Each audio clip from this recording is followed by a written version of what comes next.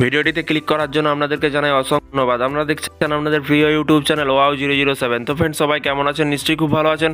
ইতিমধ্যেই বড় আপডেট, রাজ্য সরকারি কর্মচারীদের ভিডিওটি সম্পূর্ণ দেখবেন। চ্যানেলে যারা এই ভিডিওটি প্রথম দেখছেন অবশ্যই চ্যানেলটিকে সাবস্ক্রাইব করে রাখবেন। কেন্দ্রীয় কর্মচারীদের জন্য অষ্টম বেতন কমিশন বেতন কি বলা হয়েছে? কেন্দ্রীয় কর্মচারীদের বেতন সময়ে সময়ে সংশোধন করা হয়ে থাকে যাতে তাদের জীবনযাত্রার মান ও কাজের পরিবেশ উন্নয়ন হয়। এবং এখানে বলা হয়েছে অষ্টম বেতন কমিশনের অধীনে কর্মচারীদের বেতন বৃদ্ধির ব্যাপারে বড় প্রত্যাশা রয়েছে। বিভিন্ন গণমাধ্যমে প্রতিবেদন এবং বিশেষজ্ঞদের মতে এবার কিন্তু ফিডব্যাক ফ্যাক্টর 2.86 পর্যন্ত বাড়ানো হতে পারে। এবং এর পাশাপাশি বলা হয়েছে যে দেখতেই পাচ্ছেন যে এর অর্থ হলো কর্মচারীদের বেতন উল্লেখযোগ্য বৃদ্ধি হতে পারে। এবং লেভেল 1-এ পিয়ন, অ্যাটেন্ডেন্ট, সহায়ক কর্মী এবং অন্যান্য এই স্তরে মূলত পিয়ন এবং অ্যাটেন্ডেন্ট এবং সহায়ক কর্মীরা কিন্তু অন্তর্ভুক্ত হন। বর্তমানে এই কর্মচারীদের মূল বেতন 18,000 টাকা। কিন্তু 18,000 টাকা। অষ্টম বেতন কমিশনের অধীনে কিন্তু এটি 51,480 টাকা পর্যন্ত বৃদ্ধি পেতে পারে, যা কিন্তু 33,480 টাকা বৃদ্ধির ইঙ্গিত দেয়।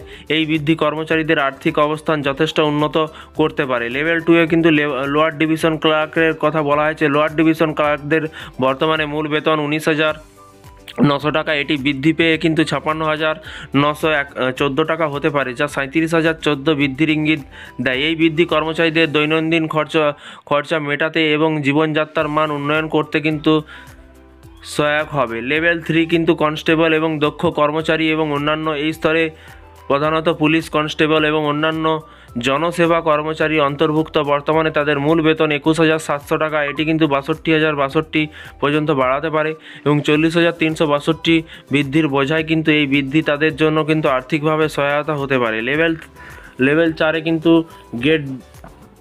গ্রেড ডিতে কিন্তু এখানে বলা হয়েছে স্টেনোগ্রাফার ও জুনিয়র ক্লার্ক এবং অন্যান্য গ্রেড ডি স্টেনোগ্রাফার ও জুনিয়র ক্লার্কদের বর্তমানে মূল বেতন কিন্তু 25,000 টাকা। অষ্টম বেতন কমিশনের অধীনে 72,930 টাকা পর্যন্ত বৃদ্ধি পেতে পারে, যা 47,430 বৃদ্ধির ইঙ্গিত দেয়। এই বৃদ্ধির ফলে কর্মচারীদের আরও বেশি জীবনযাত্রা ও আর্থিক সুরক্ষা পাবেন।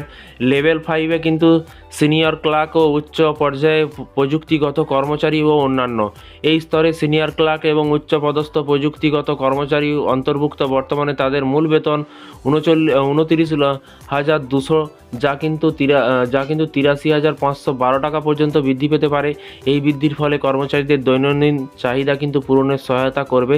লেভেল 6-এ কিন্তু ইন্সপেক্টর এবং সাব ইন্সপেক্টর এবং অন্যান্য বিভাগীয় কর্মচারীদের সাব ইন্সপেক্টর বর্তমানে বেতন 35,400। এটি কিন্তু 1,01,244 পর্যন্ত বৃদ্ধি পেতে পারে, যা 65,844 বৃদ্ধির ইঙ্গিত দেয়। এই বৃদ্ধি কর্মচারীদের জন্য আরও ভালো আর্থিক সুরাহা প্রদান করবে।